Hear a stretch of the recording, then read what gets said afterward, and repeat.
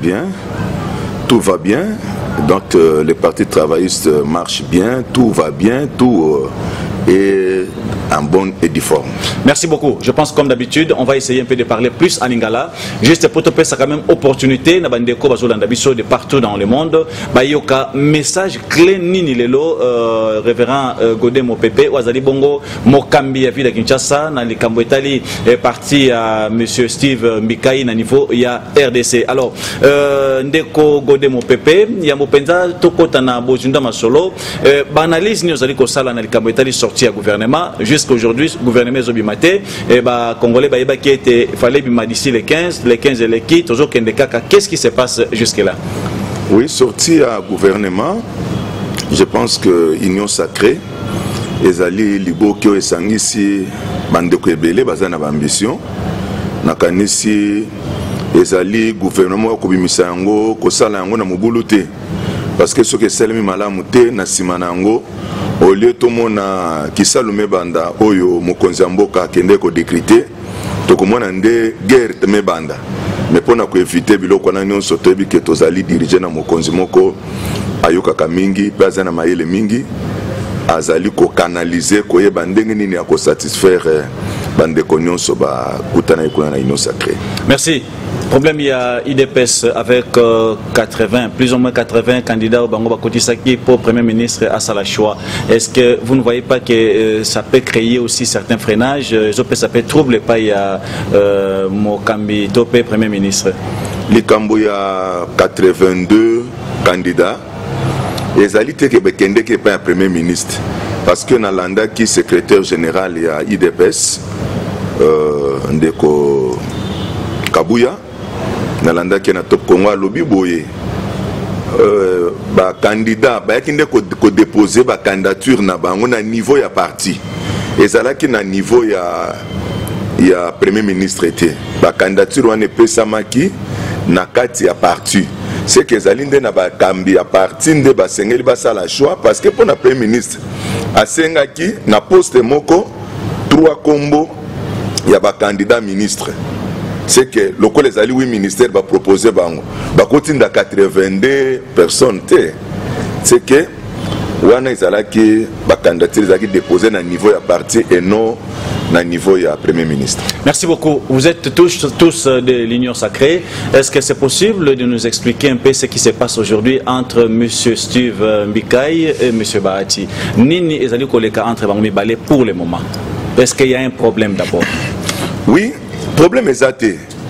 Mais ezali les Cambozo monezo pelesa moto entre nakati FDCA entre honorable Bahati na excellence Steve Mbikai ezali Front Patriotique.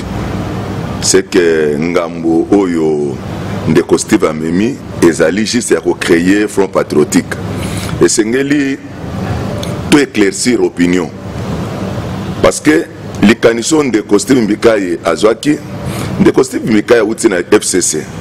Lelo soki FCC koti mbutu nde tozomona lelo ke komi na niveau to komi ezali juste makambo nyonso bandi juste na présentation ya candidat na présidence de la République na compte ya FCC.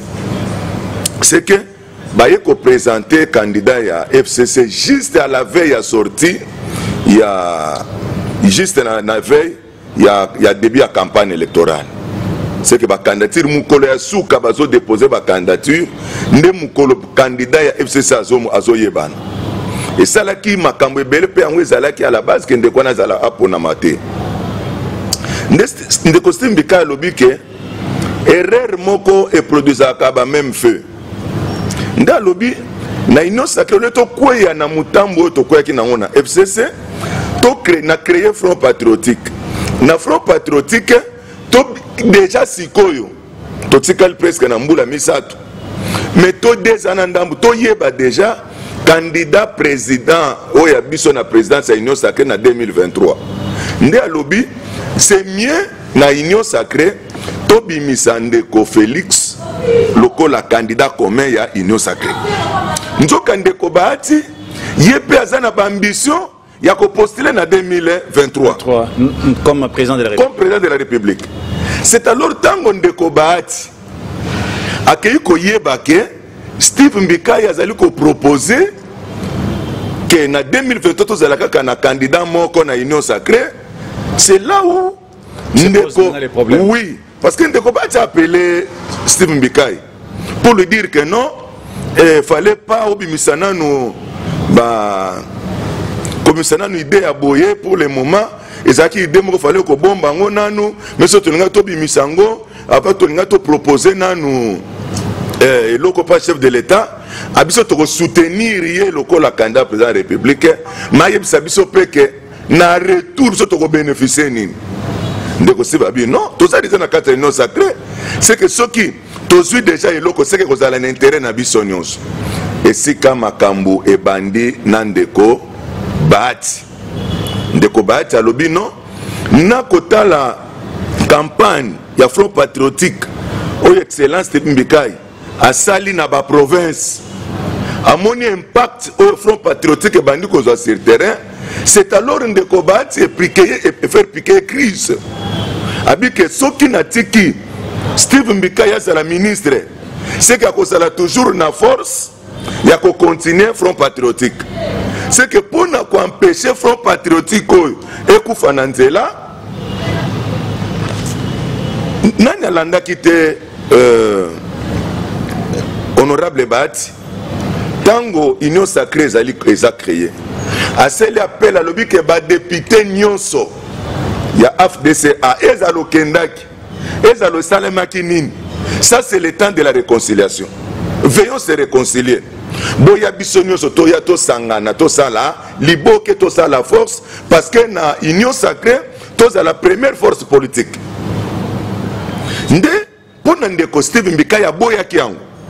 Mais biso ba capitaine na ye a parti nde to ebisi non lokola ndeko to sala azo senga réconciliation poto za la paix maka c'est mieux bisonyo soto sala liboke to kende kaka ko yokana kaka to sala kaka député non c'est FDCA tozonga liboke pour tout ça la force politique na Union Sacrée.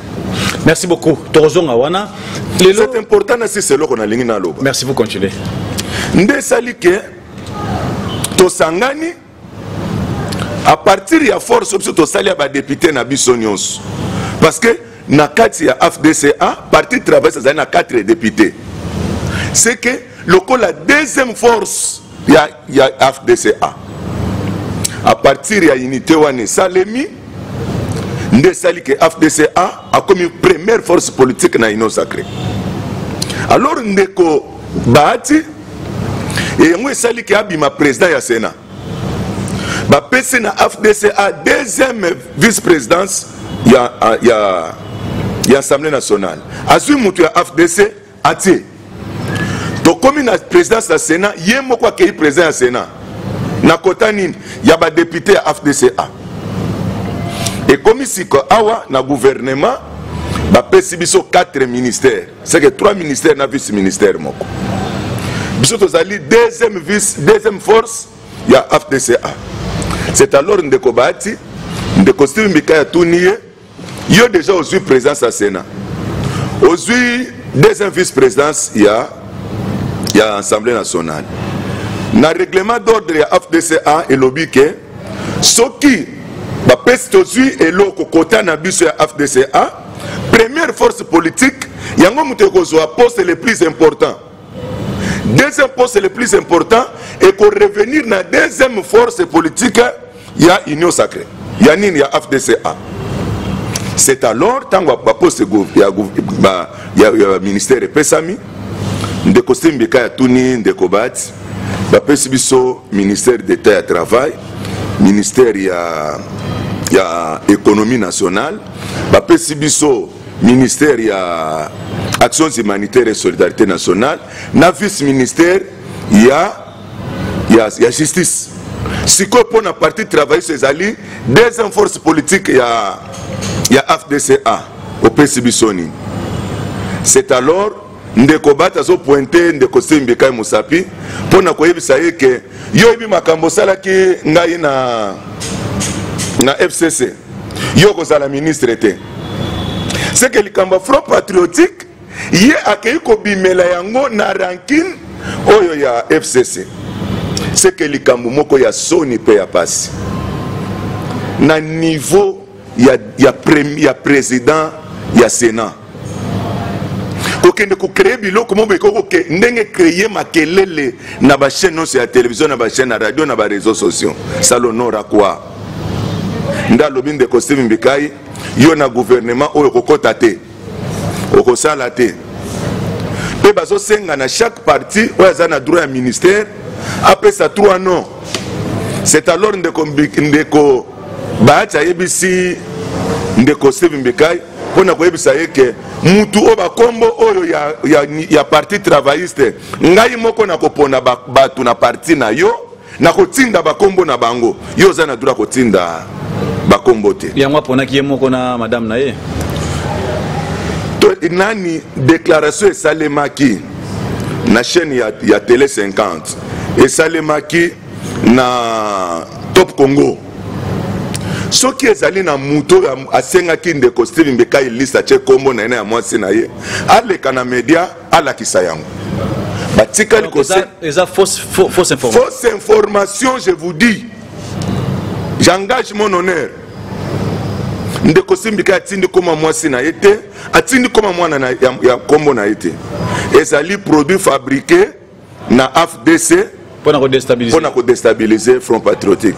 Non pour déstabiliser Steve Mbikai ni parti travailliste, mais pour neutraliser Front Patriotique où ils ont pointé par horizon pour la élection qui a 2023. Est-ce que depuis longtemps il y a eu des problèmes entre M. Steve Mbikai et M. Bahati? Problème est qui problème té. Problème est où qui wapi. Pour FDC comme mi balé koutoute pour comme on a des tendances. Ils allaient juste après les élections. FDCA a bimisi 41 députés dans FCC. Et c'est là que FDCA a la deuxième force politique dans Katia FCC après PPRD.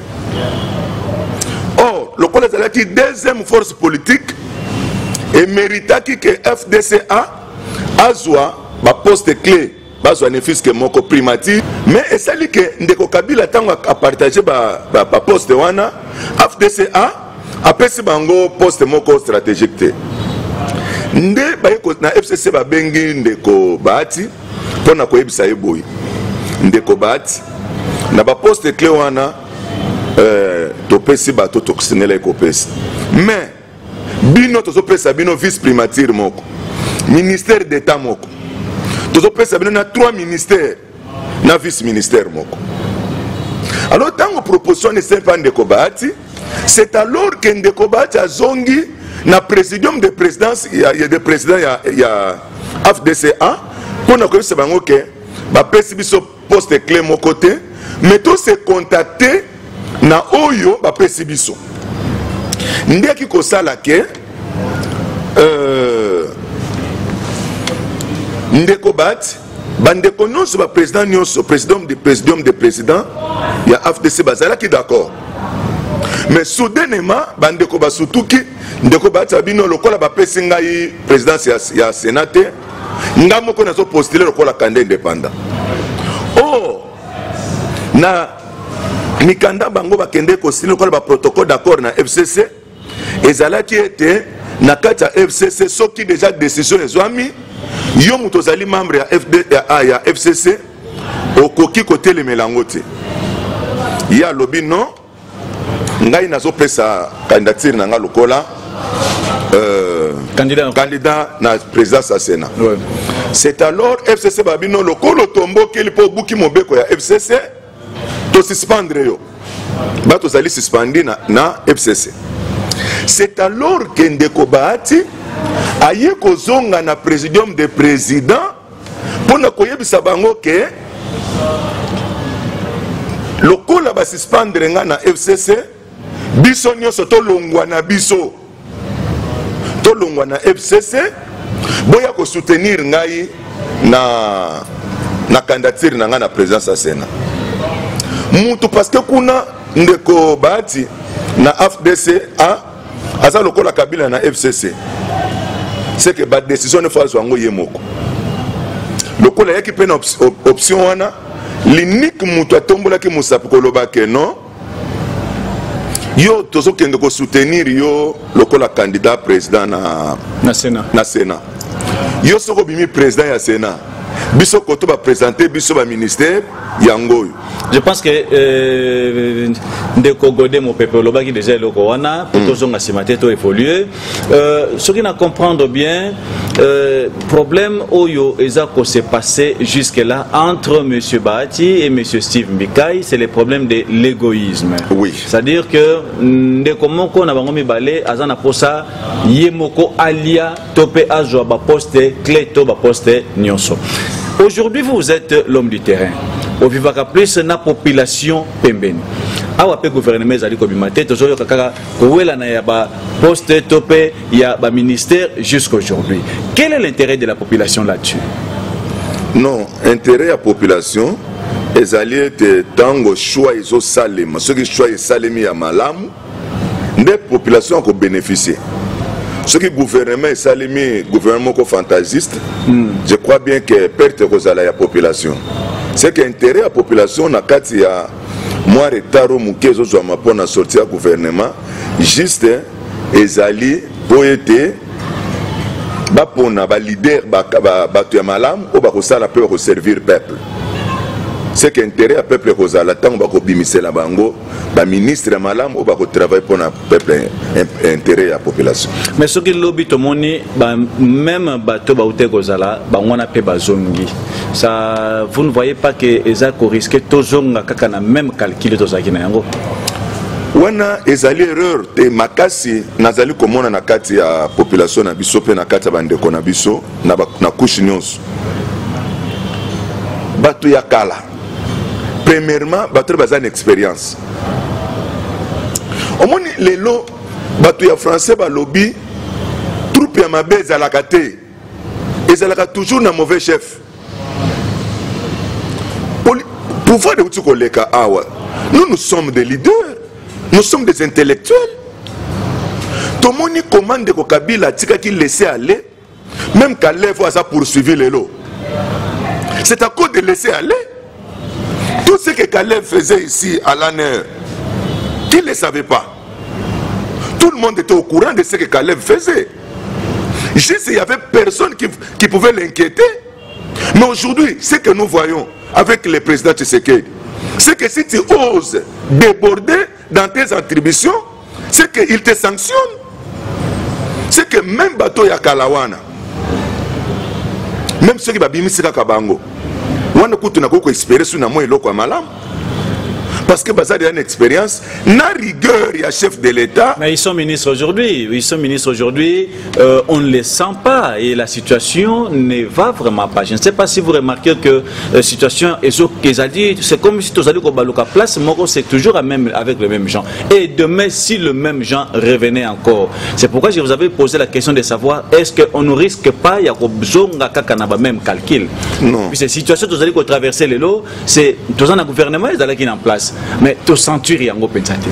Gouvernement en place, tu yebi que ce qui fonctionne qui malamute, tu vois que résultat te, tu yebi bisonyo ces alliés que cause nango, ezala que coalition ya FCC cash, ou ezala que coalition moko, ezala kinde ya ba conflit, ya koswana. C'est que mon konzamboka au lieu diriger mboka. C'est que Yazala Kende, au lieu de gérer le pays, ils ont géré des conflits. Parce qu'il n'y avait que des conflits sur conflits. Tant qu'il y a un conflit, le ministre va travailler mal à mon déni. Pasteur Godé mon pépé, je pense que étant politicien, étant intellectuel aussi, ça c'est une question un peu entre guillemets. Aujourd'hui, les mêmes personnes, ce sont eux qui reviennent à tout moment. Nous avons nos enfants,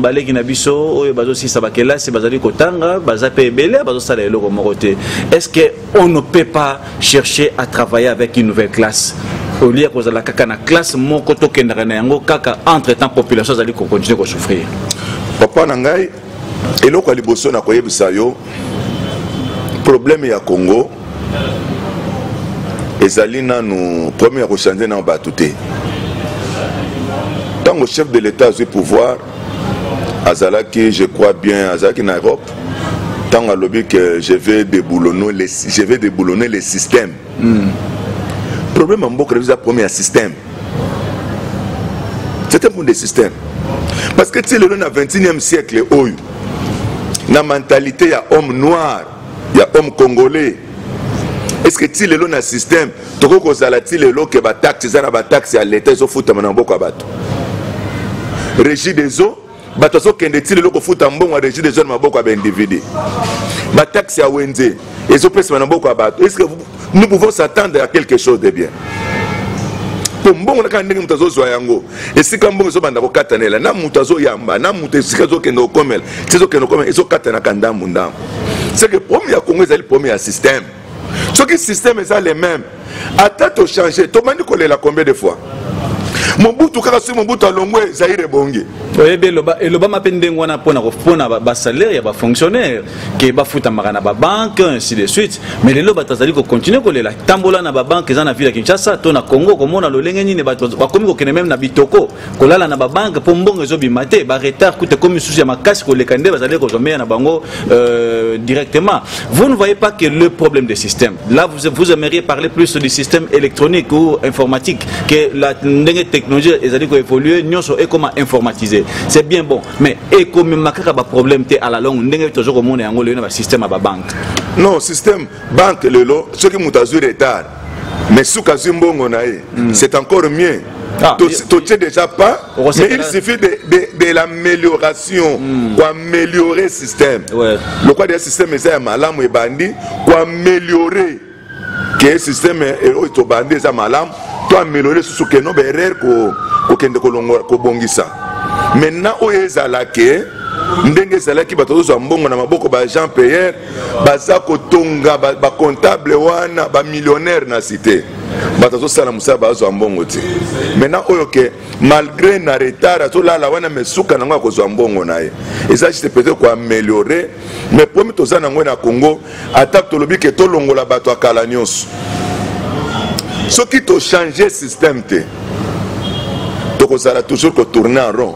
C'est que tu as bateau te balongwa balongwa misusu bakoti bakosala sous système esaka ya mabe bateau te balongwa balongwa c'est que au lieu to bongisa mboka to longola bosoto na mboka to longola kande bato. Merci beaucoup. Ndeko Godé mon pépé toujours mamuke na likambo ya Ndeko Bahati na Steve Mbikai. Ni nous allons proposer na Ndeko Bahati pour le moment. Ndeko Bahati eloko nazali ko senga Ndeko Bahati ezali ete abomba na ba ambition na ye. Abomba ambition na ye. Est-ce que c'est le moment aussi de parler de ses ambitions? Oui, c'est le moment. Les élections se préparent. Élections ezali loko ya brisquete, élections se préparent. Et puis ça tabouté. Tango yo ka na États-Unis que opposant abanda kolobana opposant mutu azali ko en fonction na début à pouvoir naye parce que yende mutu kozala opponani challenger naye na prochaine élection et ça tabouté c'est le bon moment de définir makambo nyonso peine de costume bika sengi boy na inosa que to définir candidat na biso sikoyo peine na 2023 tant to sali élection to bandi pouvoir to définir peut déjà candidat na biso il y a après 5 ans. Il y a après 5 ans. Ayebana déjà. Aujourd'hui, il y a des problèmes entre Ndeko Steve Mbikai et Ndeko Bahati. Est-ce que Ndeko Bahati a dit qu'il était à la candidat, à a besoin d'apport de Ndeko Steve Mbikai? Bon, déjà, tant que Ndeko Steve Mbikai, il y a Zobi Misande, candidature à Ndeko Tshisekedi. Pour naïe, et comme ça déjà piqué, c'est que Zolongolais déjà minou, où il y a que chef de l'État en 2023. C'est que moi, c'est que on a causé un pas naïe, et ça comme ambition naïe, puis droit où ils allaient revenir na de costumes Mbikai à remettre yango. Absong c'est là droit naïe, après ça y est. Puis ce qui de costumes na lelo, Ndeko Bahati akoloba que Steve Mbikai a salate. Par rapport à quoi? Lelo Steve Mbikai, le col ministre Namboka a travaillé 3 ans et demi. A travaillé pendant 3 ans et demi. Mais Ndeko Bahati a travaillé dans le col ministre Namboka au-delà de 20 ans. Si entre Steve Mbikai même en âge Bahati a plus âgé que Mbikai. Bahati a sali mingi que Mbikai. Pourquoi Mbikai a fait marquer Bahati travail? État et que abosani ke moko ya ndeko na ye baza na kati ya corporation moko akozala pe candidat. Est-ce que ndeko Steve Mbikai ayebaki yango na retard ou il était déjà informé bien avant d'ailleurs ça la trahison? Kotale la forme ya likambo oyo ezali bambition ya ndeko Bahati ezalaki ya kobombama ezalaki ya kobombama mais tango amoni ke ndeko Steve Mbikai a lancé front patriotique a bien par rapport à bambition nanga na vision ya Steve Mbikai c'est que esbalanité ndesika makelele ebandi c'est que ndeko Steve Mbikai azalaki au courant ya bambition ya Bahati po ezalaki na bambition ezalaki caché. Ok, maintenant par rapport au critérium, qu'est-ce que vous demandez na Premier ministre pour la sortie à gouvernement? Je ne sais pas si vous remarquez que, étant donné Zali Koumela, la population pas Zali continue à souffrir, puisque Zali Salema pour le moment égalité. Aux alliés l'homme du terrain, au y a des réalités de terrain, souffrance ni des populations Zali Komona, nous avons pour moi stabilité, topé moi qui m'a mouké quoi Komona, ils ont un faux gouvernement et bima. Le coup la paix gouvernement ils ont bimate, aux alliés qu'on a ni na premier ministre par rapport à sortie à gouvernement. Pour la sortie à gouvernement, semaine aussi la tête. Semaine aussi la tête. Semaine passée, tu l'as pas dit. Non, c'est que j'ai dit, semaine aussi la tête gouvernement Zobim. Avant dimanche, tu as déjà le gouvernement pour diriger le gouvernement Union Sacrée. Merci beaucoup. Je pense que vous aussi vous serez candidat quelque part na ba échéance ezali koya na miko ezali koya ozala ki pe candidat malheureux lelo na district na yo ba problème pe sali eza mwa mingi na uteute ko solola yango mbalele ki to lobela ki likambo ya marché de la liberté to lobela ki likambo ya cimetière ya Kimbantseke oyo déjà ba komi ko teka yango ndambo to lobela ki likambo ya société to bengi abattoir oyo lelo eza transformé na kermesse moyen relégé égalité ba problème ezali mwa mingi likambo ya ntele epai wapi ba chef coutumier bazali koteka mapango ya bato na lolenge moko ya malamu te par rapport ba problème oyo eza na district na yo nini ozali koloba po na population na yo oyo nakoki koloba po na population na ngai ya Tchangu nazali kosenga na chef de l'état ki afongola misu atika ba laisser à l'été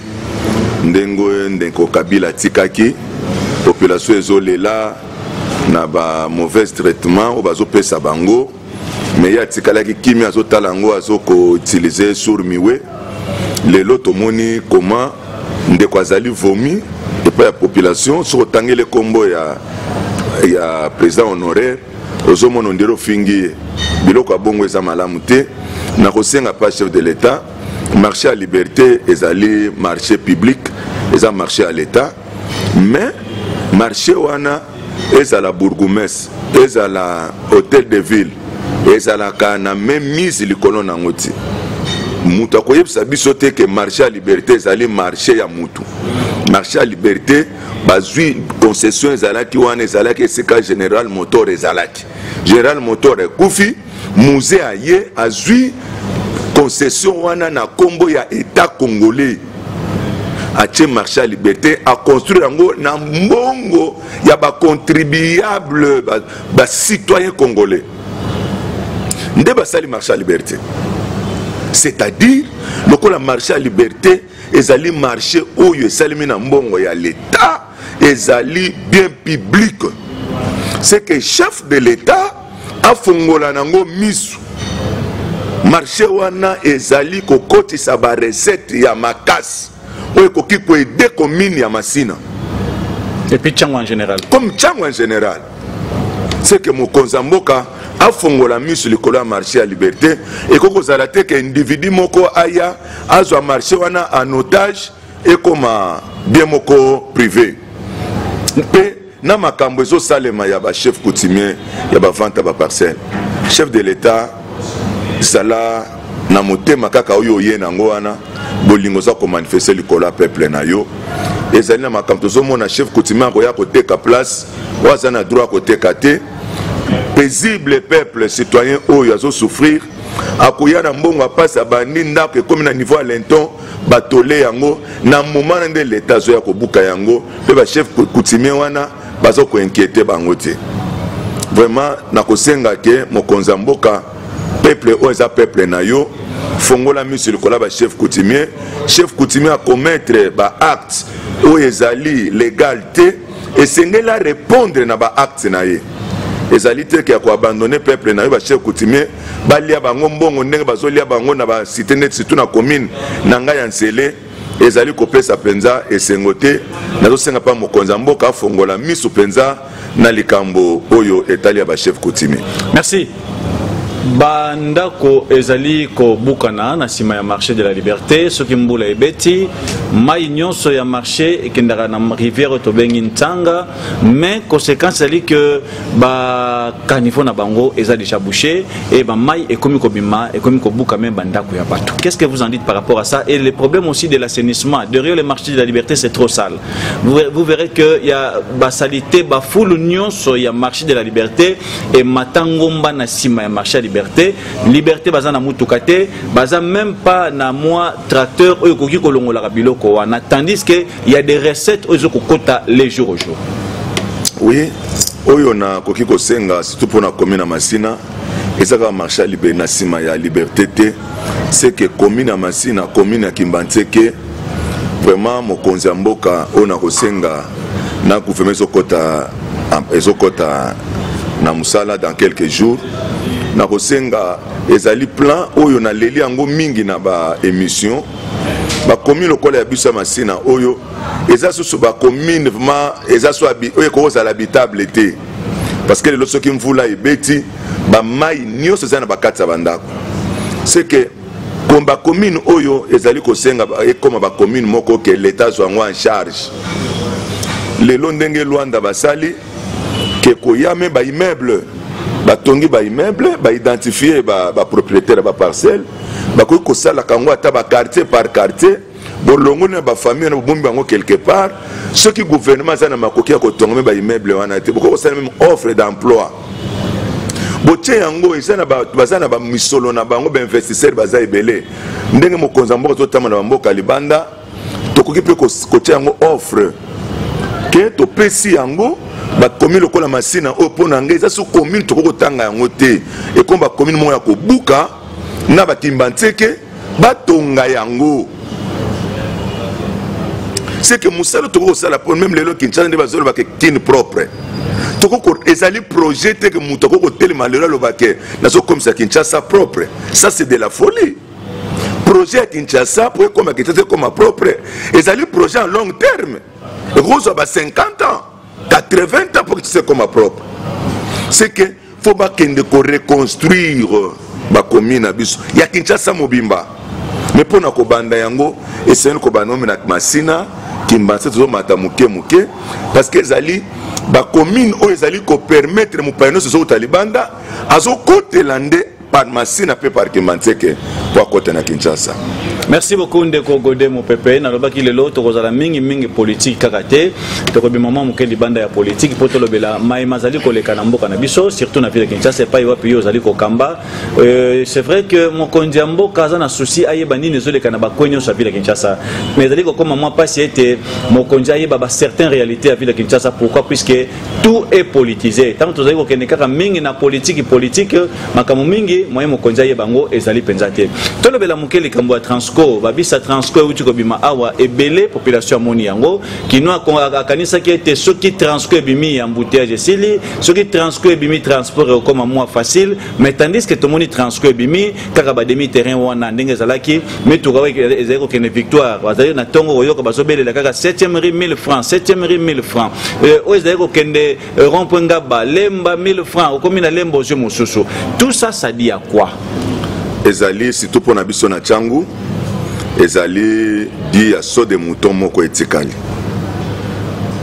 c'est que pour na Tchangu tozala lelo que premier embouteillage peut être transport comme allégé et l'eau quoi liboso ceux qui sont des moutons il y a bitabesili na tiang to respirer pe on a kosenga pa ya bakonzi ezali boy ceux qui sont des moutons il y a bitabesili c'est que pour embouteillage disparaître et sengeli bakanga sorti ya quartier 1 c'est que mouton abimi na njili akoki kobima mbala moko te akwe na ngambo ya sans fil pour amata centre ville bato bazobima na njili na quartier 1 bato bazobima na kimbuta esengeli bazonga nsima ntina liberté na se ya so de mouton bakatisi nde bazwi nzela ya komata ndenge moko mpe na bandeko ya Petro Congo esengeli sorti wana bakanga yango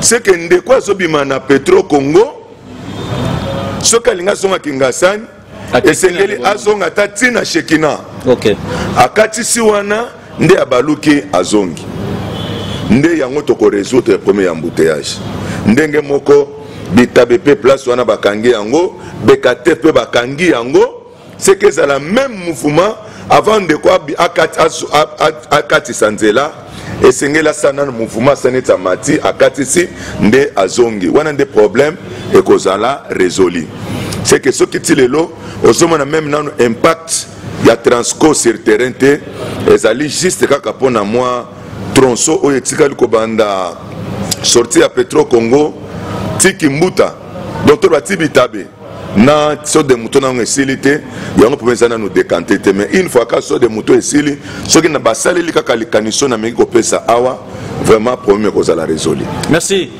Ndeko Steve Mbikai azalaki candidat na district ya Tchango abimaki comme député élu ya bana ya Tchango.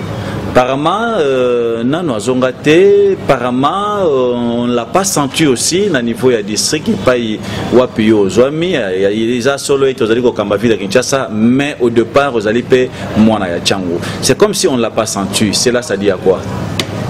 Bon, qu'on sentir des costumes Beka et le col à député, premièrement, député national, Moussa Nizakoloba. Dans l'Assemblée nationale, tu assistes à qui comment des costumes Beka a défendu.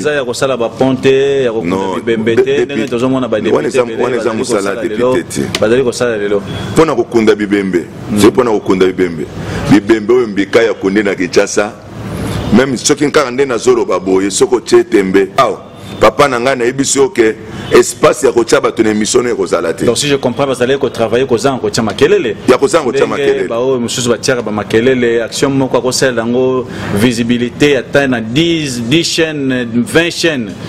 Naza temo killer lelo nazali na une année lokola président interfédéral ya ville ya Kinshasa soki na tangeli o bandeko oyo ndeko Steve Mbikai akundi bibembe et ça oyo ngamoko na ke na mbongo ko assister na ebite nombre na koko tanga combien c'est que ezali biloko ya so sala système peut-être na koyebise ka corriger yango ke te banda ko zala na media mais tant musu so asaleli yango mingi loboko ya mobile pesi ya moi c'est yebate mais peut-être pour yeba ngona ko sala so yebanda ko lekana media lokola tozolo bali kama action ya ndeko Steve Mbikai comme ministre il y a EPSP mais yé moko école na yé minerval trop cher mutu moko ko contredire ngate na ville Kinshasa parmi ba école les ali cher les cartésiens y a des Steve Mbikai et ça parmi les écoles les ali cher mais abundi pour être frère académique kita abundi na niveau ya enseignement supérieur et universitaire tokoyeba nanu ke ndécole ya cartésien ezali école ezali na programme ya biso awa na Congo te ezali programme oyo bana batanga na cartésien ezali programme ya Canada. Mais l'école c'est privé, c'est pour les ministres. Oui, c'est son école. Oui. Mais programme, parce que moi, je suis cartésien, moi, je suis dans l'école na biso, donc il y a une longue différence. Yango, bande koloko la bande Steve Mbikai, yango, mboka, normalement qu'on peut sa tâche fonction à Moussala. Mais le programme n'a rien à voir avec le finance. Vous parlez du programme. Qu'est-ce que ça a à voir avec le Minerval, avec le finance? Non, système bana bazo tangela, c'est un système na bisoté. Mais programme na bango et utaka awate. Programme na bango, ba test na bango, ba examen na bango. Et ça la composé na Congo té. C'est à l'extérieur. C'est trop que le bango que zali branche, net ya école moko ezali ko fonctionner libanda, ndes branche na ngo za na Congo. Parce que place on a besoin de diplôme baccalauréat. Et ça va diplôme où ils allaient au Talibanda. Donc il y a un programme que moi j'ai formation na cartésien, na bana bazo so ba formation na école na biso, et ça différent pour na komona que le même de costume bekai, ce qui a eu ministère de l'enseignement a ko perfectionner enseignement ya RDC. Merci beaucoup. Qu'est-ce qu'il faut pour na kobimisa Congo na crise tozana ngolelo? Pour na kobimisa Congo na biso na crise eloko ya liboso ezali kosenga justice cet élément. Justice cet élément. En plus de ça, mbongo ya Congo ezala canalisé. Mbongo ya Congo ezala canalisé te. Mbongo ya Congo ezana ngolo kola kitunga ya malala bachali kola mutu azoba. C'est que zoba zo kendena kitunga malala na mutu. Oya yena mutu na sima koto. Azui ekei, azui akei, azui akei. C'est que ezo senga ke mbongo nanu ya Congo ba source nyonso ya recette ya Congo ezala kananu sécuriser que recette zo côté ya Congo mbongo nanu se retrouver nanu na trésor public. Entre guillemets, vous étant leader d'opinion à Disika Tchango, Tchango a beaucoup de députés, Tchango a beaucoup de défenseurs, Tchango Bobundi Bitumba, Tango Laurent Désiré Kabila Kotaki Bokanga ba rebelle, bo participa na Makambwebele pour l'avancement Yamboka Nabiso. Tchango aujourd'hui a plus ou moins 10 ministres. Qu'est-ce qui fait que l'entreprise a miné les ana Tchango, attends na Tchango moko azali ko tambusa yango azalité.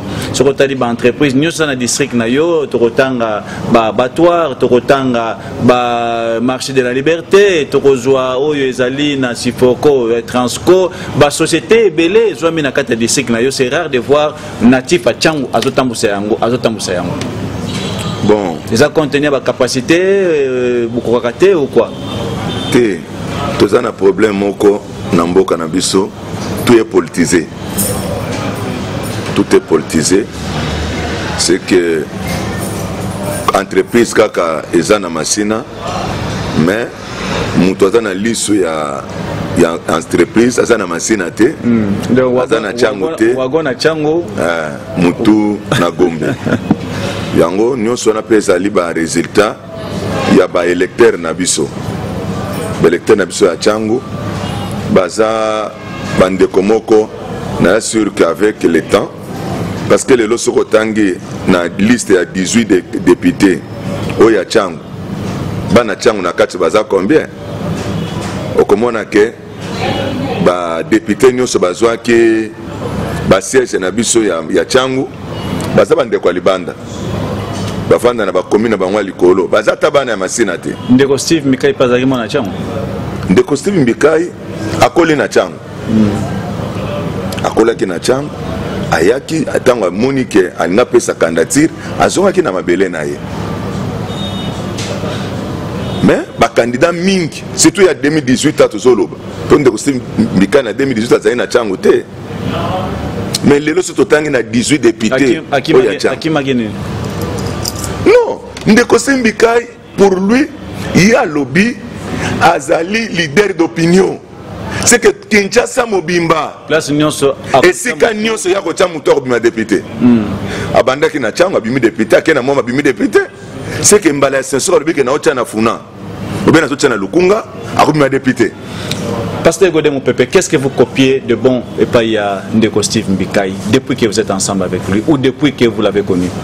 Et loko mingi naza ko copier et pas il y a Ndeko Steve Mikai. Premièrement ezali solidarisme, un homme social c'est que mais apparemment on ne le sent vraiment pas.